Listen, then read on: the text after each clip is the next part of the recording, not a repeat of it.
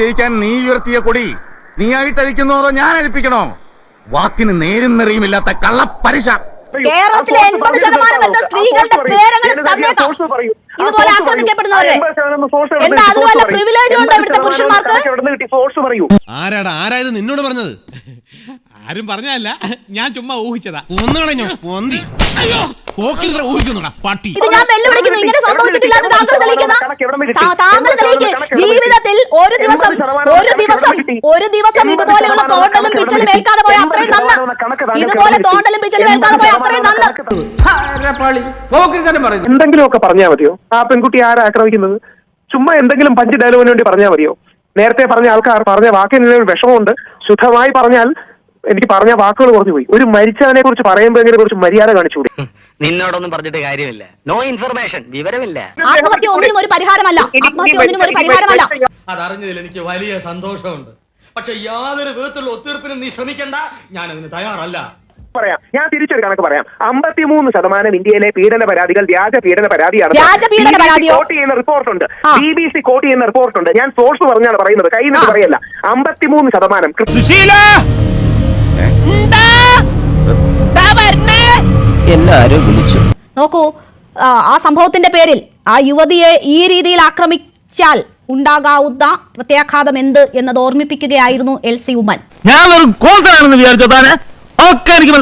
യഥാർത്ഥത്തിൽ ഇയാൾ ഒരു കുറ്റവും ചെയ്തിട്ടില്ല. ഇയാൾ കുറ്റം ചെയ്തിട്ടുണ്ടെങ്കിൽ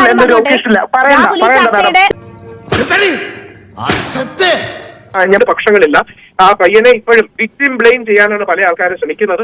തെറ്റും ഉണ്ടായിട്ടുണ്ടെങ്കിൽ എന്നൊന്നും ആരും പറയണ്ട. ഒരു തെറ്റും ഉണ്ടായിട്ടില്ല. അത് വീഡിയോ കാണുന്ന ആർക്കും മനസ്സിലാവും. കാര്യം സത്യമാണെങ്കിലും എനിക്ക് അംഗീകരിച്ചു കൊടുക്കാൻ പറ്റുമോ? രാഹുൽ, അതിൽ രണ്ട് തരത്തിലും അത് വ്യാഖ്യാനിക്കാം. നമുക്ക് അതിന്റെ വസ്തുത അറിയില്ല. രണ്ട് തരത്തിലും വ്യാഖ്യാനിക്കാവുന്ന വീഡിയോ ആണ്. അതിന്റെ വസ്തുത നമുക്കറിയില്ല. നിങ്ങളോട് എനിക്കൊരു ദേഷ്യമില്ല. വിവരമില്ലായ്മ ഒരു കുറ്റമല്ലല്ലോ. അതെ. പെണ്ണ് മരിക്കുമ്പോ ഇങ്ങനെ വ്യാഖ്യാനിച്ചിരുന്നെങ്കിലോ? ഞാനൊരു പെണ്ണ് മരിക്കുമ്പോ ഇങ്ങനെ വേറെ തരത്തിൽ വ്യാഖ്യാനിച്ചിരുന്നെങ്കിലോ? നിങ്ങൾ എനിക്കെതിരെ കേസ് എടുക്കണമെന്ന് പറയില്ലേ? പറയുന്നതൊന്ന് പ്രവർത്തിക്കുന്ന വേറൊന്നും. പെണ്ണ് മരിക്കുന്ന സംഭവം ഏത് സാഹചര്യത്തിലാണ്, എങ്ങനെയാണ് എന്നത് കണ്ടിട്ടല്ലേ നമുക്ക് പ്രതികരിക്കാൻ പറ്റുകയുള്ളൂ. രാഹുൽ ഈശ്വർ, നോക്കൂ, ഇവിടെ ഇപ്പോ ആ വീഡിയോ കണ്ടിട്ട് നമുക്കൊരു ജഡ്ജ്മെന്റിൽ എത്താൻ പറ്റില്ല.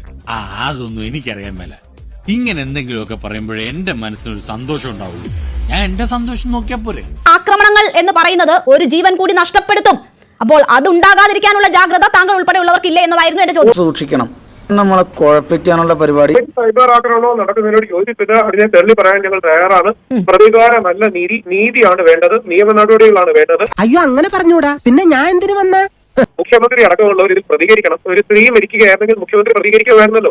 Love you to the moon and back എന്നൊന്നും എഴുതി പ്രോത്സാഹിപ്പിക്കേണ്ട. ഈരകന്റെ മരണത്തിൽ ഒരു അനുശോചനം. ഒരു സംഭവം നടന്നാൽ അതിൽ എന്താണ് സംഭവിച്ചതെന്നൊരു ബോധ്യമില്ലാതെ എടുത്തുചാടി പ്രതികരിക്കുന്ന ഒരു വ്യക്തിയാവണമോ മുഖ്യമന്ത്രി? നീ എന്ത് തേങ്ങയാണ് പറയുന്നത്? എനിക്കൊന്നും മനസ്സിലാവുന്നില്ലല്ലോ. മനഃപൂർവ്വം പറയണതല്ല, ജന്മനാ വിദ്യയാണ്. നോക്കൂ, ഈ വിഷയത്തെ കുറിച്ച് സംസാരിക്കുമ്പോൾ വലിയ ജാഗ്രത വേണ്ടി വരുന്നു. കാരണം അവിടെ എന്താണ് സംഭവിച്ചതെന്ന് എനിക്ക് അറിയില്ല. എന്തോന്നാ നിനക്ക് ഇവിടെ ഇത്ര മലമറിക്കുന്ന പണി? രാഹുൽ, ഈ പോലീസ് അറസ്റ്റ് ചെയ്യുന്ന വ്യക്തികളെ വരെ ജഡ്ജ്മെന്റ് വരട്ടെ, അതിനൊക്കെ പറയാമെന്ന് പറയുന്ന രാഹുൽ എങ്ങനെയാണ് പെൺകുട്ടിയുടെ കാര്യത്തിൽ ഇങ്ങനെ ഒരു നിലപാടിലേക്ക് എത്തുന്നതെന്ന് എനിക്കറിയില്ല. അതൊക്കെ പറഞ്ഞു കഴിഞ്ഞു രാഹുൽ. ഞാനൊരു കാര്യം ചോദിക്കട്ടെ, സവാദിനെ അറിയുമോ രാഹുലിന്? സവാദിനെ അറിയുമോ രാഹുലിന്? ഞാനൊരു ചോദ്യം ചോദിച്ചു. രാഹുലിന്റെ ഒന്നും വെല്ലുവിളി ഏറ്റെടുക്കാനുള്ള ആളല്ല ഞാൻ, അതിനുള്ള ആളല്ല ഞാൻ, അത്രയൊന്നും അല്ല ഞാൻ. ഞാനൊരു പാവം സ്ത്രീയാണ്. രാഹുലിന്റെ വെല്ലുവിളി ഒന്നും ഏറ്റെടുക്കാൻ ഞാൻ ആയിട്ടില്ല. അപ്പൊ താൻ ആരാണെന്ന് സ്വയം ഒരു ബോധം ഉണ്ടല്ലോ. നന്നായി. ഞങ്ങൾ അങ്ങ് ഇറങ്ങട്ടെ. ആയിക്കോട്ടെ, സന്തോഷായി.